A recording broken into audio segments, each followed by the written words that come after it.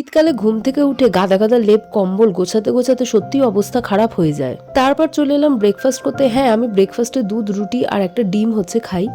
কোনো রকমে খাওয়া দাওয়া কমপ্লিট করে রান্নাঘরে ঢুকে দেখি বর নিয়ে এসেছে আজকে বাজার থেকে বড় বড় চিংড়ি মাছ। চিংড়ি মাছ দেখলেই আমার চিংড়ি মাছের মালাইকারির কথা মনে পড়ে যায়। কিন্তু ঘড়িতে বাজে বেলা 12:30। 12:30টার সময় এই সমস্ত চিংড়ি মাছের মালাইকারির ঝামেলায় কে যায় বাবা, আমি তো যাই না। কিন্তু অন্যদিকে চিংড়ি মাছের মালাইকারি ছাড়া আমার দুপুরের লাঞ্চ তো একেবারেই অসম্পূর্ণ। তাই করে ফেললাম শর্টকাট প্রসেসে চিংড়ি মাছের মালাইকারি। চিংড়ি মাছগুলো আমি প্রথমে ভালো করে ধুয়ে নিয়ে নুন মাখিয়ে বেশ কিছুক্ষণ ধরে রেখে দিয়েছিলাম। তারপর কড়াইয়ের মধ্যে আমি রসুন বাটা, গোটা গরম মশলা তেলের মধ্যে দিয়েছি। তার মধ্যে আমি টমেটো বাটা, আদা বাটা, গুঁড়ো লঙ্কা, হলুদ গুঁড়ো সমস্ত কিছু দিয়ে মশলাটাকে ভালো করে আমি কষিয়ে নিয়েছি।